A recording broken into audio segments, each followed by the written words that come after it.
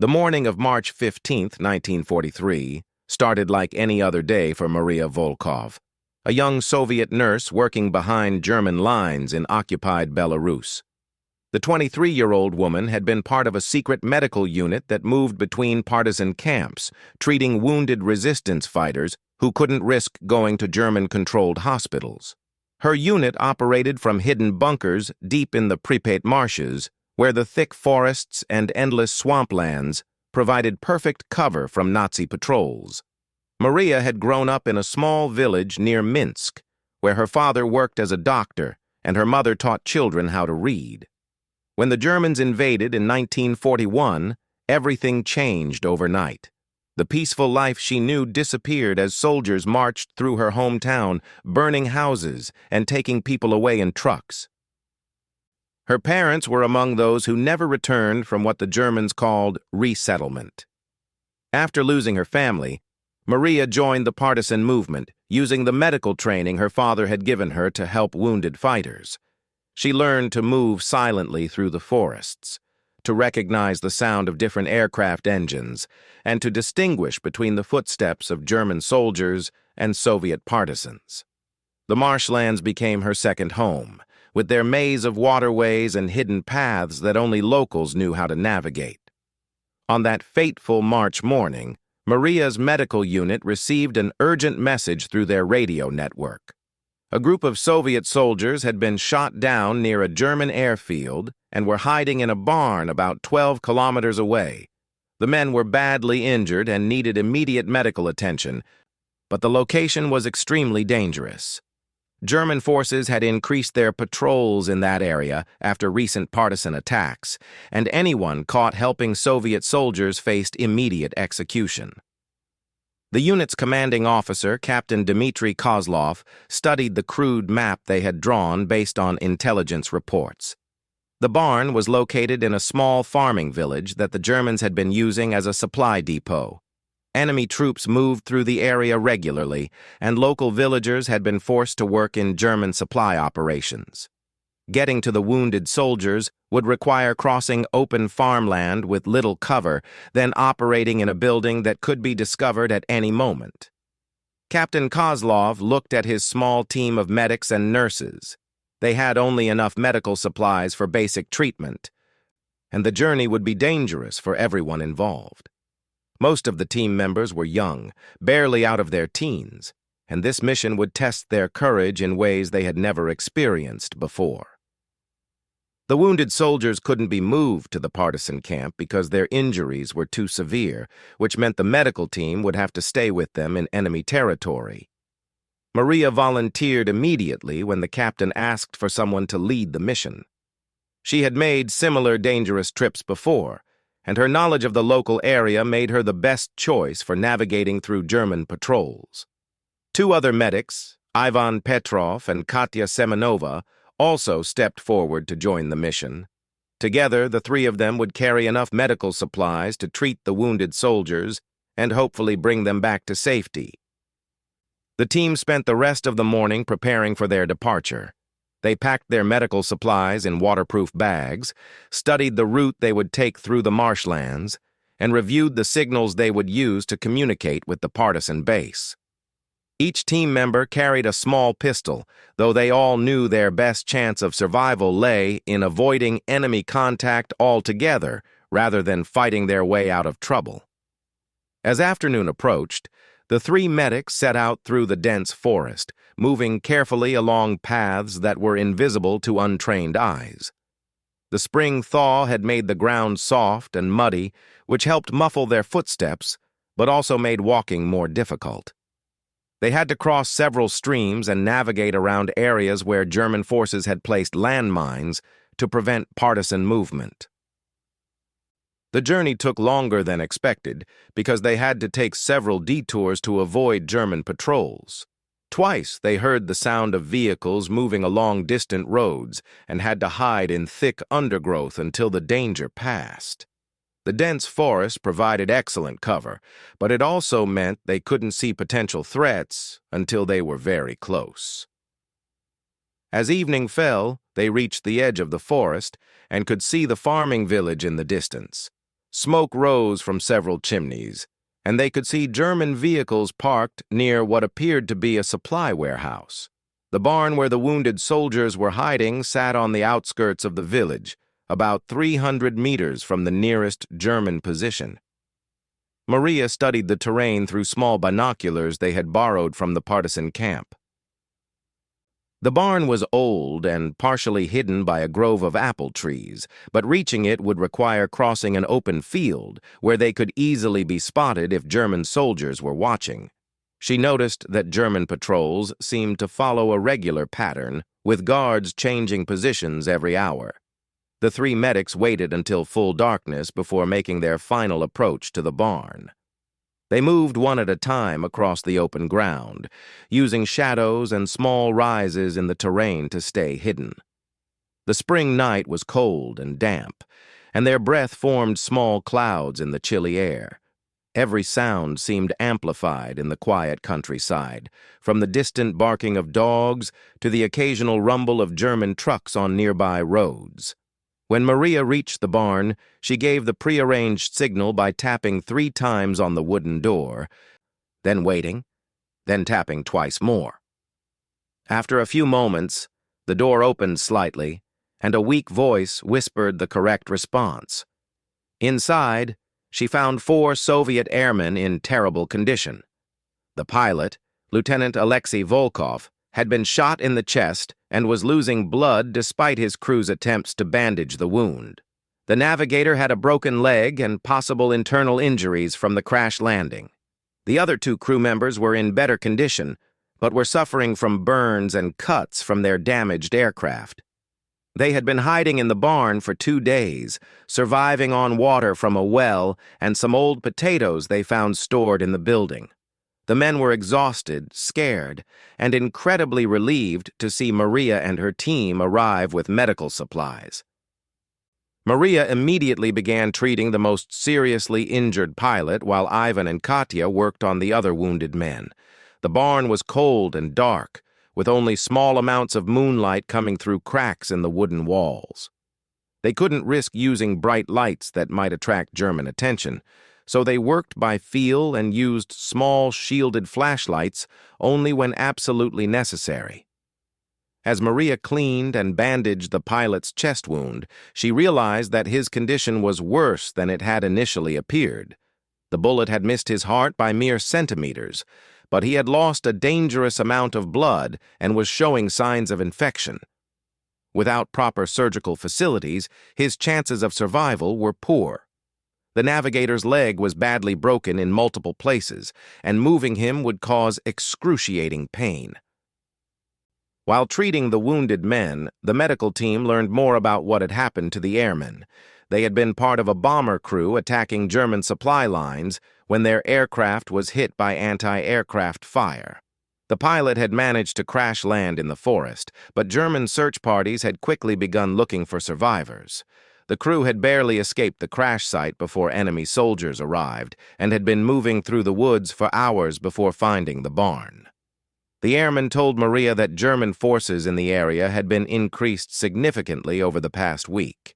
They had seen convoys of trucks bringing in additional soldiers and equipment, suggesting that the Germans were planning some kind of major operation. This information was valuable intelligence that needed to be reported back to partisan headquarters, but first the medical team had to focus on saving the wounded men. As the night wore on, Maria and her team worked steadily to treat their patients. They cleaned wounds, applied bandages, and gave what pain medication they had available. The pilot's condition remained critical, and the navigator would need weeks of recovery time before he could walk again. It became clear that moving the wounded men back to the partisan camp would be extremely dangerous and might kill the most seriously injured. Around midnight, they heard the sound of German vehicles moving through the village. Lights swept across the fields as enemy soldiers conducted what appeared to be a routine patrol, but the medical team couldn't be certain they weren't specifically looking for the crashed airmen. Everyone in the barn remained perfectly still and quiet until the patrol moved on, but the incident reminded them all of how precarious their situation had become. Maria realized they faced an impossible choice. The wounded men needed immediate evacuation to proper medical facilities, but moving them would almost certainly result in their capture or death. Staying in the barn meant they could continue treating the patients, but it also meant remaining in enemy territory indefinitely, with limited supplies and constant danger of discovery. As dawn approached, the situation became even more complicated. German soldiers began moving through the village more frequently, and the medical team could hear voices and vehicle engines getting closer to their hiding place.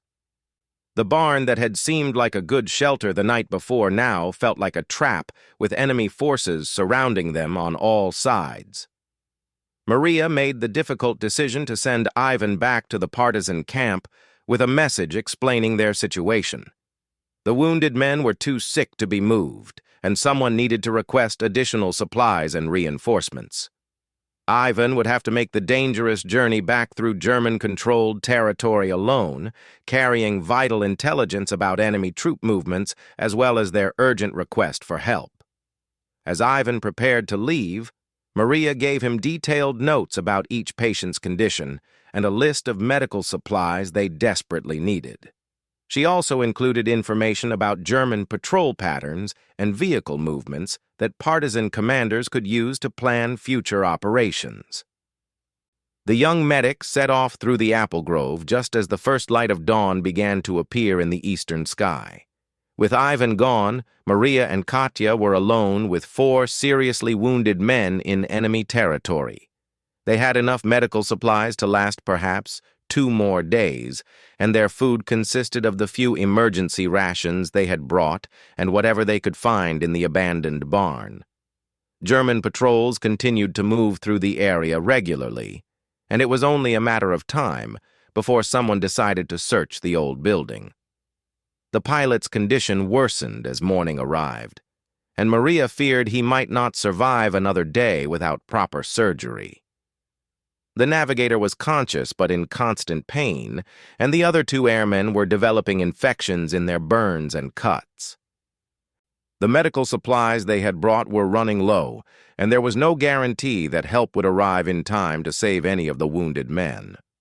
As Maria looked out through a crack in the barn wall at the German-occupied village beyond, she realized that their survival now depended entirely on staying hidden until reinforcements could reach them. But with enemy soldiers conducting increasingly frequent patrols and their patients getting sicker by the hour, she began to wonder if they had made a terrible mistake by not attempting to evacuate the wounded men during the night. The morning sun climbed higher in the sky, bringing with it new dangers and uncertainties. Maria knew that the next few hours would determine whether her mission would be remembered as a heroic rescue or a tragic failure that cost the lives of everyone involved. The second day in the barn brought new challenges that pushed Maria and Katya to their limits. The pilot, Lieutenant Alexei Volkov, had developed a high fever during the night, and his breathing had become shallow and labored. Without antibiotics or proper surgical equipment, Maria could only clean his wounds and try to keep him comfortable while infection spread through his body. Every few hours, she checked his pulse and watched his chest rise and fall, knowing that each breath might be his last. The navigator, Sergeant Boris Kravchenko, had regained some strength but remained immobilized by his broken leg. During their whispered conversations, he told Maria about his family back home in Leningrad and his young daughter who would be starting school soon. He carried a small photograph of his wife and child in his jacket pocket, and he would stare at it for long periods while fighting through waves of pain that made him bite his lip to avoid crying out. The other 2 crew members, Corporal Nikolai Petrov and Sergeant Pavel Morozov, were recovering more quickly from their burns and cuts, but they remained weak from their ordeal. Both men had been mechanics before the war and used their technical knowledge to help Maria understand exactly what had happened to their aircraft. They described how German fighter planes had appeared suddenly from cloud cover and riddled their bomber with bullets before they could take evasive action. As morning progressed, German activity in the village increased dramatically. Maria could hear truck engines starting and stopping, soldiers shouting orders in German, and the sound of heavy equipment being moved around the supply depot. Through gaps in the barn's wooden walls, she watched enemy troops unloading crates from vehicles and carrying them into the warehouse buildings. The level of activity suggested that the Germans were preparing for something important. Around midday, Maria's worst fears were realized when she heard voices speaking German very close to the barn. Two soldiers were walking among the apple trees, apparently checking the area as part of an expanded security patrol. She gestured frantically for everyone to remain completely silent while the German voices grew louder and closer. The wounded men held their breath despite their pain, understanding that even the slightest sound could result in their immediate discovery and execution. The German soldiers stopped directly outside the barn door and began talking about something Maria couldn't quite understand. Her knowledge of German was limited to a few words her father had taught her, but she could tell from their tone that they were discussing whether to search the building. One soldier seemed to think it was unnecessary, while the other appeared to be more cautious about leaving any structure unchecked. After what felt like an eternity, but was probably only a few minutes, the German voices moved away toward other buildings in the village. Maria waited another hour before daring to whisper to her patients that the immediate danger had passed. But the close encounter had made everyone acutely aware of how vulnerable they were in their hiding place.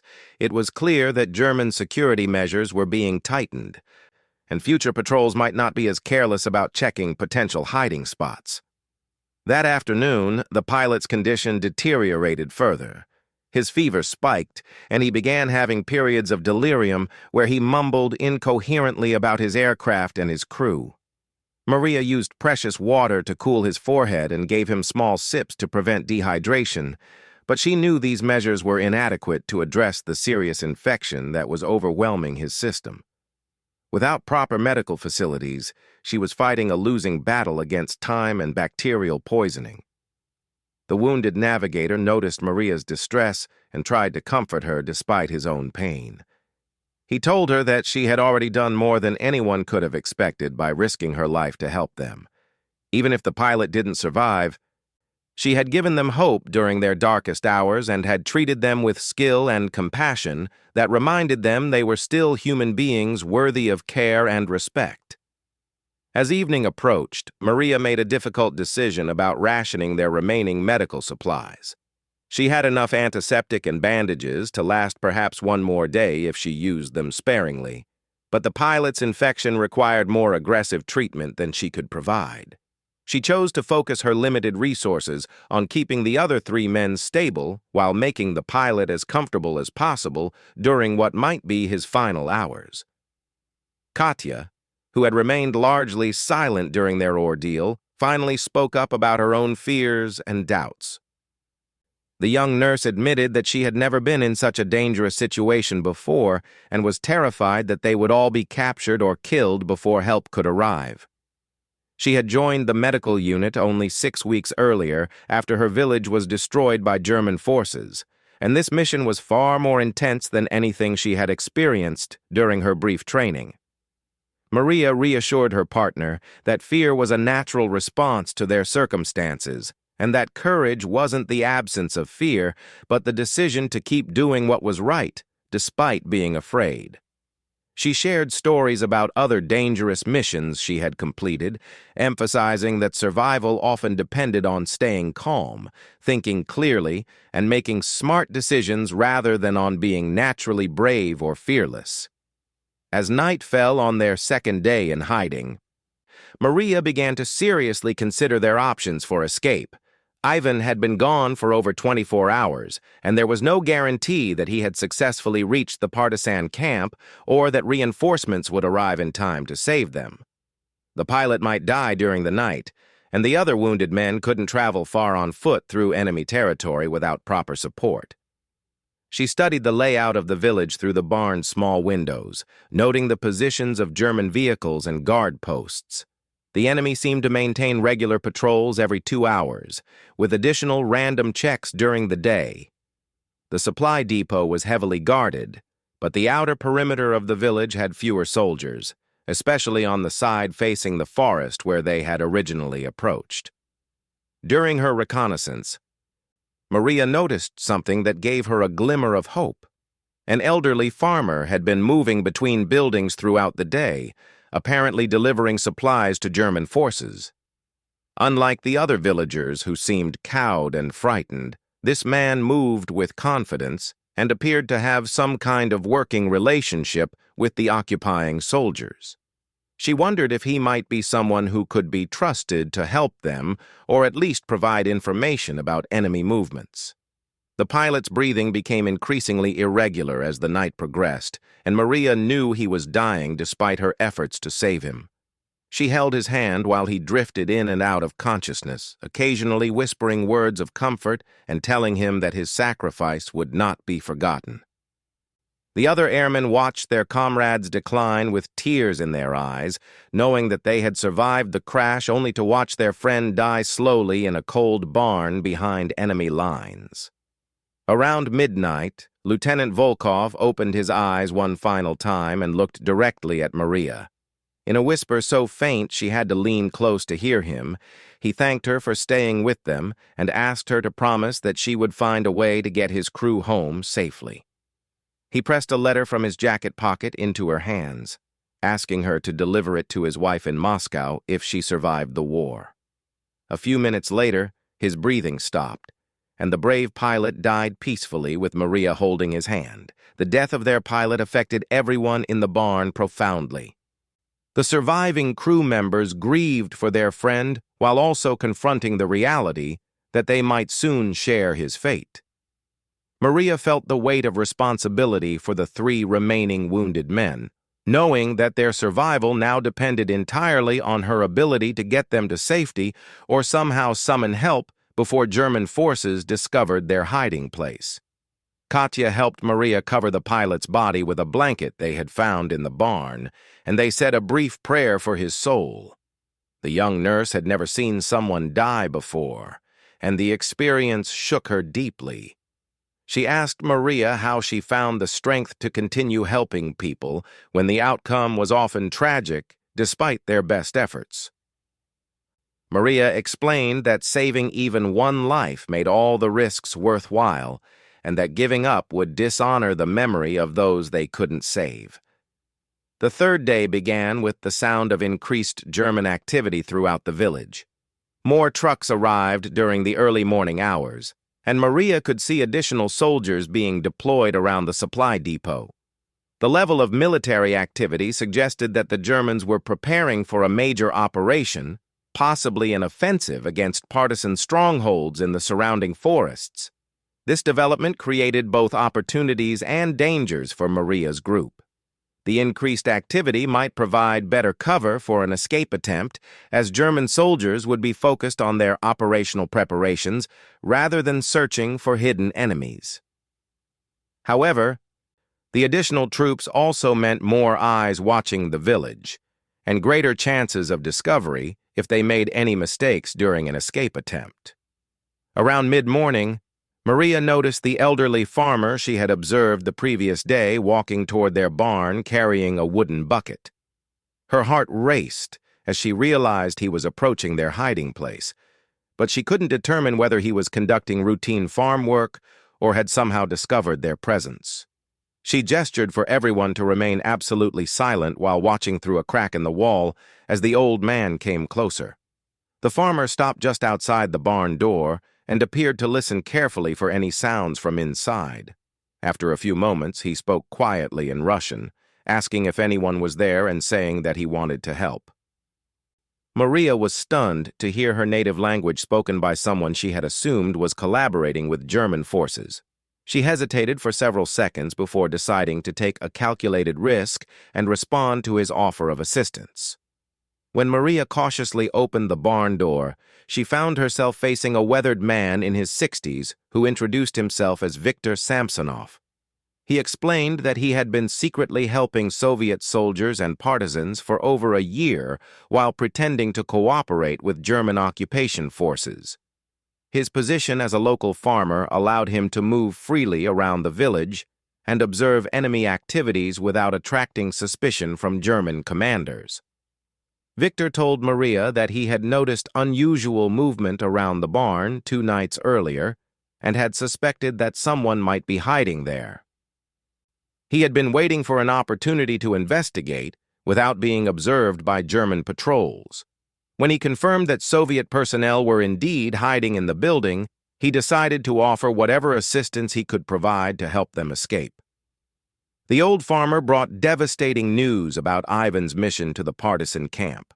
German forces had increased their patrols throughout the forest, and several partisan messengers had been captured or killed while trying to move through enemy-controlled territory.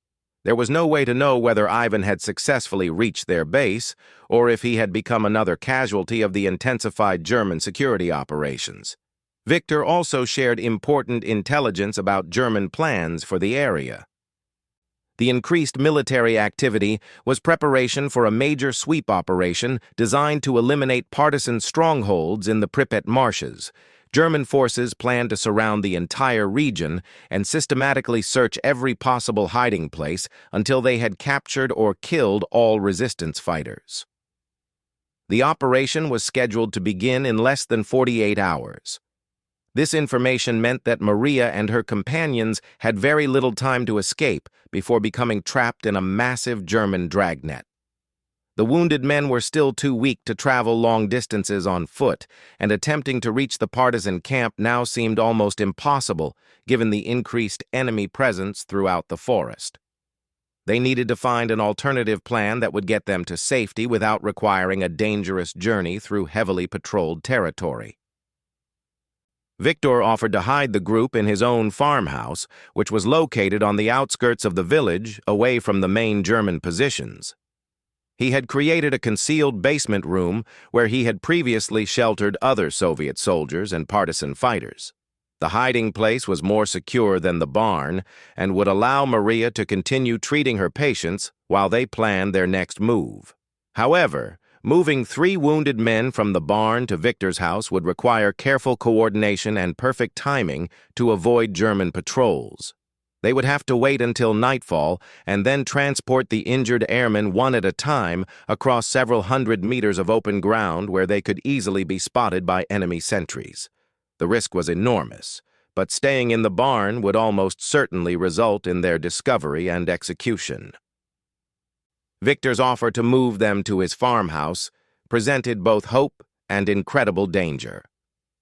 As darkness fell on their 3rd night in the barn, Maria and Katya carefully prepared the wounded airmen for the risky transfer. The navigator's leg had to be splinted more securely to prevent further damage during movement, while the other 2 men needed support to walk even short distances due to their injuries and weakness from lack of food. The old farmer had spent the day observing German patrol patterns and identified a narrow window of opportunity between guard changes. He explained that German sentries typically took a 15-minute break every 2 hours to gather near the supply depot for cigarettes and brief conversations. During this period, the path between the barn and his farmhouse would be temporarily unwatched. But the timing had to be perfect. Victor brought a wooden cart that he normally used for hauling farm supplies, concealing it behind the barn until they were ready to move. The cart would allow them to transport the most seriously injured man without forcing him to walk, but it would also make more noise and be more difficult to hide if they encountered an unexpected patrol. Maria studied each wounded airman and decided that the navigator with the broken leg would ride in the cart while the others would have to walk with support. At exactly 11:30 p.m., Victor gave the signal that the German guards had begun their scheduled break. Maria and Katya carefully lifted the navigator into the cart, covering him with old hay and farm equipment to disguise his presence. The other 2 airmen took positions on either side of the cart, ready to help push it while appearing to be farm workers, assisting with late-night chores. The journey to Victor's farmhouse took 12 agonizing minutes that felt like hours. They moved slowly across the muddy field, stopping frequently to listen for any sign of German activity. Twice they had to freeze completely when they heard distant voices, praying that enemy soldiers wouldn't decide to investigate the sounds of their movement through the darkness. When they finally reached Victor's property, Maria felt overwhelming relief at seeing the substantial stone farmhouse with its thick walls and hidden basement room. The old farmer quickly led them around to a concealed entrance at the rear of the building, where wooden steps descended into an underground chamber that was invisible from the surface. The hiding place was dry, reasonably warm, and large enough to accommodate their entire group comfortably. Victor had prepared the basement room with blankets, medical supplies he had gathered over several months, and enough food to sustain them for at least a week. He had even installed a small ventilation system that prevented the air from becoming stale while remaining completely hidden from anyone searching the property above. Maria realized that this wasn't the first time the old farmer had sheltered people fleeing from German forces. Over the next several days, the wounded airmen began to recover their strength under Maria's continued care and Victor's generous provision of food and shelter. The navigator's leg was healing properly, and the other two crew members were regaining their energy as their burns and cuts closed cleanly. More importantly, they all felt psychologically stronger, knowing they were in a more secure location with a local ally who understood the risks they all faced. Victor visited them several times each day, bringing news from the village and updates on German military activities. The major sweep operation had indeed begun, with hundreds of German soldiers moving through the forests in coordinated search patterns. Several partisan camps had been discovered and attacked, resulting in heavy casualties among the resistance fighters. The situation in the surrounding area was becoming increasingly desperate for anyone opposing the occupation. Despite these sobering reports, Victor also brought encouraging news. Soviet forces had been conducting successful raids against German supply lines in other parts of Belarus, forcing enemy commanders to divert troops from their anti-partisan operations. Additionally, spring weather was making the marshlands increasingly difficult for German vehicles to navigate, giving local resistance fighters some advantages in their familiar terrain. During their stay in Victor's basement, Maria learned more about the remarkable man who had risked his life to save them. Before the war, he had been a respected teacher in the local school and had watched helplessly as German forces destroyed his community and murdered many of his former students and colleagues. His decision to help Soviet soldiers was driven by a deep desire to resist the occupation in whatever way possible, even if it meant facing execution if his activities were discovered. Victor told them about a network of local people who secretly assisted Soviet personnel and partisans throughout the region. These brave civilians provided food, shelter, medical care, and intelligence to resistance fighters while maintaining the appearance of compliance with German authority. Their network had saved dozens of Soviet soldiers and pilots over the past 2 years, though many of the helpers had paid with their lives when their activities were uncovered. As the wounded airmen grew stronger, discussions began about how they might eventually return to Soviet lines. Victor explained that the German sweep operation had made normal partisan routes extremely dangerous, but he knew of alternative paths through remote marshland areas that enemy forces were unlikely to patrol. However, these routes would require several days of difficult travel through terrain that would challenge even healthy men. The navigator, Boris Kravchenko, insisted that his leg had healed sufficiently for him to attempt the journey, though Maria remained concerned about his ability to walk long distances over rough ground. The other 2 airmen had recovered most of their strength and were eager to rejoin the fight against German forces. All 3 men felt tremendous guilt about remaining hidden while their comrades continued to face danger in active combat operations. Maria faced a difficult decision about her own future. Her original mission had been to provide medical care and return to the partisan camp, but circumstances had trapped her behind enemy lines for over a week.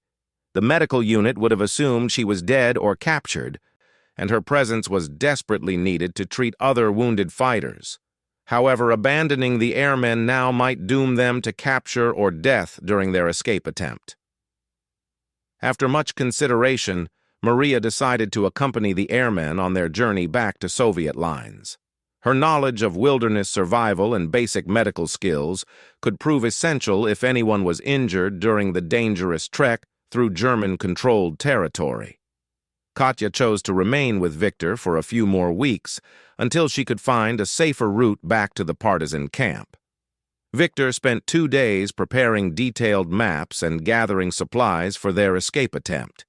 He identified a route that would take them through the most remote parts of the marshlands, following waterways and hidden paths that local hunters had used for generations. The journey would take at least 4 days, assuming they could maintain a steady pace and avoid all contact with German forces. The old farmer also provided them with civilian clothing to replace their military uniforms, hoping that captured airmen might be treated as prisoners of war rather than executed as partisans if they were caught. He gave them forged identity papers claiming they were agricultural workers traveling between villages, though these documents wouldn't survive close examination by German authorities. On a foggy morning in early April, Maria and the 3 airmen prepared to leave Victor's sanctuary and begin their dangerous journey home. The old farmer had tears in his eyes as he wished them farewell, knowing that he might never learn whether they successfully reached safety. He pressed a small wooden cross into Maria's hands, telling her it had belonged to his wife, who died shortly before the German invasion. Their route led them initially through farmland, moving carefully between fields and using irrigation ditches for concealment. The spring weather provided both advantages and challenges, with frequent rain showers offering cover from observation, but making the ground muddy and difficult to traverse. They traveled primarily at night and rested during daylight hours in whatever shelter they could find. The first day passed without incident, though the navigator struggled more than he had expected with his healing leg injury. By evening, they had covered about 15 kilometers and reached the edge of the marshlands, where the real test of their endurance would begin.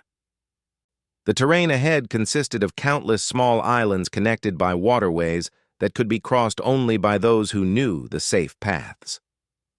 On their second day, they encountered their first serious danger when a German patrol boat appeared unexpectedly while they were crossing a wide stream. Maria and the airmen had to remain submerged in the cold water for over an hour, breathing through hollow reeds while enemy soldiers searched the area above them. The navigator nearly lost consciousness from the combination of cold water and physical exhaustion, but his crewmates managed to keep him afloat until the Germans finally moved on. The third day brought them deep into the heart of the marshlands, where the landscape became increasingly difficult to navigate. They followed paths that were sometimes completely underwater, requiring them to wade through chest-deep swamps while carrying their few supplies above their heads. Maria's knowledge of the terrain proved invaluable as she guided them around quicksand areas and dangerous deep holes that could trap an unwary traveler. As they pushed deeper into the wilderness, signs of German presence decreased dramatically, but new challenges emerged. Food supplies ran low, forcing them to search for edible plants and catch fish with improvised traps. The navigator's leg began swelling again from the constant walking through water, and Maria worried that infection might set in without proper treatment. On the 4th morning, they finally heard the sound they had been hoping for, Russian voices calling passwords through the mist. Soviet partisan scouts had detected their movement and were challenging them to identify themselves. Maria shouted back the correct response, and within minutes they were surrounded by armed fighters who couldn't believe that anyone had successfully crossed the German-controlled territory during the massive enemy sweep operation. The partisan commander who debriefed them was amazed by their story and immediately recognized the intelligence value of their observations about German troop movements and supply operations. The information they provided about enemy plans and activities helped partisan forces plan successful raids that disrupted German operations for weeks afterward. Maria was reunited with surviving members of her medical unit, though she learned that several colleagues had been killed during German attacks on partisan camps. Her knowledge of advanced medical procedures and her experience treating combat injuries made her even more valuable to the resistance movement. The 3 airmen were eventually evacuated to Soviet territory, where they recovered fully and returned to active duty. Years later, after the war had ended and Belarus was liberated, Maria returned to the village where Victor had saved their lives. She found that the brave old farmer had been executed by German forces only weeks after helping them escape, along with several other local people suspected of assisting Soviet personnel.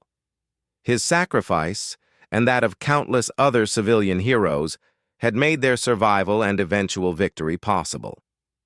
The wooden cross Victor had given her became Maria's most treasured possession. A reminder of the ordinary people who chose extraordinary courage in humanity's darkest hour. She kept it with her throughout the rest of the war and for the remainder of her long life, always remembering the lesson that survival behind enemy lines depended not just on military training or medical skill, but on the kindness and bravery of people who refused to surrender their humanity even in the face of overwhelming evil. Maria's journey from medical student to resistance fighter to survivor had taught her that heroism often came in quiet moments of decision, when individuals chose to help others despite terrible personal risk. Her story became one of thousands that demonstrated how ordinary people could accomplish extraordinary things when they refused to abandon hope, even when left to perish behind hostile lines with no guarantee that they would ever make their way home.